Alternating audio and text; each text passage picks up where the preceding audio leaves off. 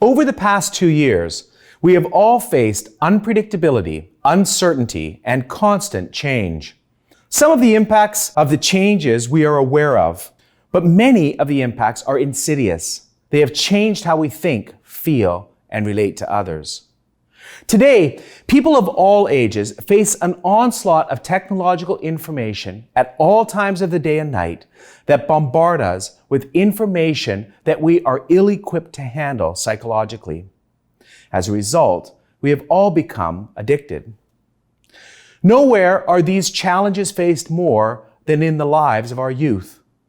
A number of acronyms are used to describe the common challenges of youth culture today. FOMO, or the fear of missing out on activities that youth are notified about through social media, chat, and through email.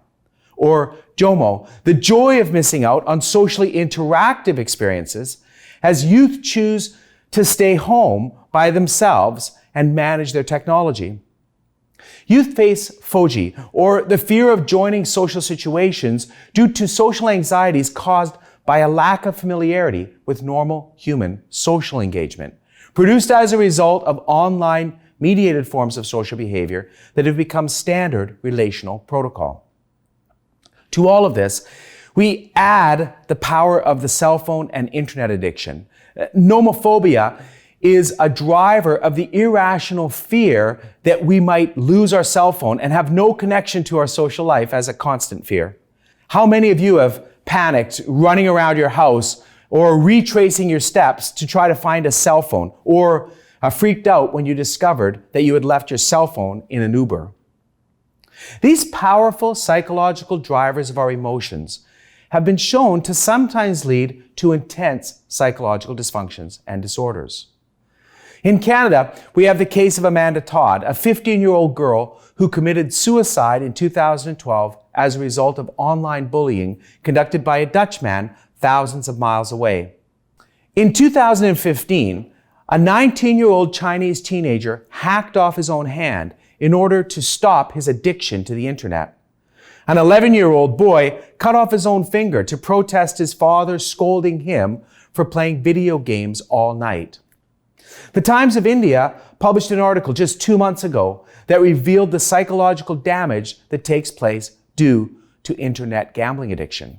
The article details the murder-suicide of a 36-year-old man from Chennai who took the lives of his wife and 2 children and then hanged himself over online gambling debts that had ravaged his life. It is clear that the combination of the internet age, global accessibility, and the use of mobile devices have altered human consciousness and identity. Against this backdrop of rapid change are human beings trying to make sense of the world, their identity, their role in the world, their future, and their personal impact. As a psychology professor, I have been interested in the impact of global and technological change on the human condition for over 2 decades. In 2018, the Pew Center conducted a study on the interface and impact of digital technology on human well-being called The Future of Well-Being in a Tech-Saturated World. Experts were brought in to discuss the issues and challenges in a tech-saturated world and the effective cyborgization of humanity. Now, back in 2002, Chris Habels-Gray wrote a futuristic book called Cyborgizationin, Politics in the Posthuman Age. Habels-Gray argued 2 decades ago that human beings were rapidly on their way to becoming cyborgs, as described in the Star Trek as the Borgs that are half human and half technology. Habels-Gray has argued that modern humans are all cyborgs, given that our humanity, social relationships, education, and politics are technologically mediated. From glasses that are used to address our myopic vision, to cell phones to connect over social media, to online classes that have been used to distribute knowledge over the internet through the pandemic, it is clear that cyborgization now dominates human identity across the globe.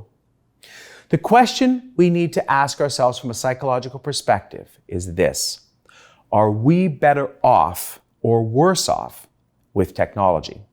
Nicholas Carr, well-known author of numerous books and articles on technology and culture, wrote, "We now have a substantial body of empirical and experiential evidence on the personal effects of the internet, social media, and smartphones." The news is not good. While there are certainly people who benefit from connectedness, the evidence makes clear that in general, the kind of constant, intrusive connectedness that now characterizes people's lives has harmful cognitive and emotional consequences. Among other things, the research reveals a strong association, and likely a causal one, between heavy phone and internet use and losses of analytical and problem-solving skill, memory formation, contextual thinking, conversational depth and empathy, as well as increases in anxiety. Clearly, people are not biologically equipped for the pace of change and volume of information we receive and produce in our daily lives. And rather than making us smarter and more knowledgeable, there's evidence that the information onslaught brought on by technology has made us dumber and less capable of making good, well-reasoned decisions. David Rosenthal, scientist from Stanford University, stated, "The digital economy is based upon competition to consume humans' attention. This competition has existed for a long time, but the current generation of tools for consuming attention are far more effective than previous generations. Economies of scale and network effects have placed control of these tools in a very small number of exponentially powerful companies, driven to maximize profit. This is having negative effects on society. Even if these companies wanted to produce less negative social effects, they have no idea how to, and doing so would impair their bottom line." Paul Sappho, a leading Silicon Valley-based technological forecaster and consulting professor in the School of Engineering at Stanford University, said, "Heraclitus put it eloquently over 2 millennia ago. Nothing comes into our lives without a hidden curse. The greater the marvel, the greater the unexpected consequences." 5 centuries ago, the advent of the printing press utterly atom-smashed the social, religious, and ultimately the political order of Europe. It ushered in half a century of chaos and conflict, but it also opened the door to the Enlightenment and the rise of representative political orders. The optimistic internet visionaries of the 1990s were neither naive nor mistaken. The expected future always arrives late and in unexpected ways. As data analytics, web algorithms, and big data dominate the overwhelming information that humans face, there is a need for people to derive a sense of personal meaning within the onslaught of information. And people are struggling to find their way through the technology jungle. Research has shown that 80% of people living with mental illness have indicated that COVID-19 has made their mental illness worse. Today, roughly 1 in 4 people suffer from a mental health challenge, and most of those suffering do not seek treatment. We have noted in this talk that technology, in many cases, impaired our mental health, but innovative technological solutions are emerging to support people and support their mental health. Here are a few examples of the technological solutions aimed at supporting our mental health. Misu is a desktop app designed to measure user mood while online and notify them if particular websites are triggering stress hormones. Once installed, Misu takes photos of users periodically while they're on the internet. The app then uses an algorithm to analyze the images and estimate whether the websites the user has visited is having a positive or negative effect on their mood. Over the course of an 8-hour workday, the app takes between 200 and 400 images. Misu helps bring awareness to people about the interface between their use of technology and their mood. This may help people make different choices about the websites they go to, games they play, and e-commerce practices they engage in an online environment.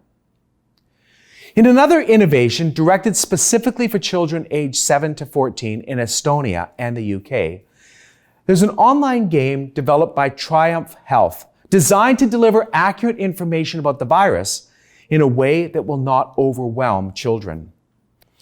The MoodRise app is designed to brighten your day. Developed by ABZ Labs, the app promises to help you feel better by targeting 6 appealing states of mind, including happiness, confidence, and focus.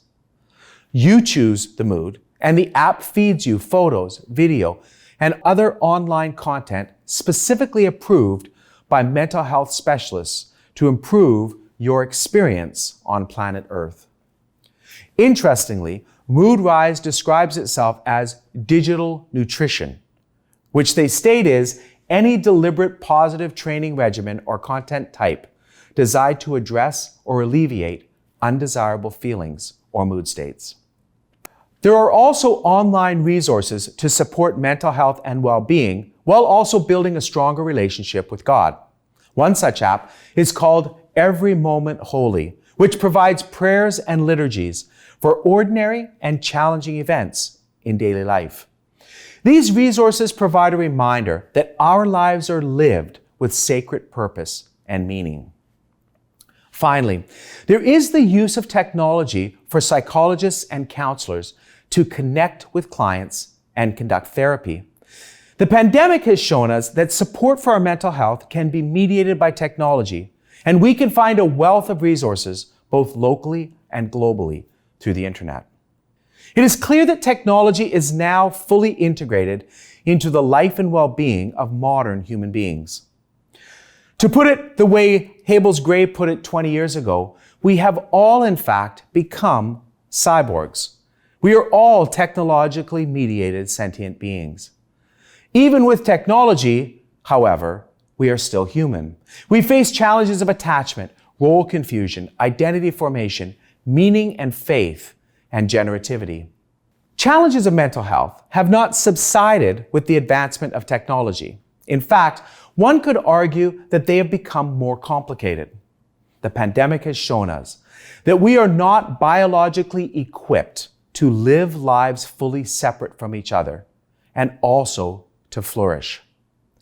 Human flourishing requires care and attention, as well as social and spiritual care.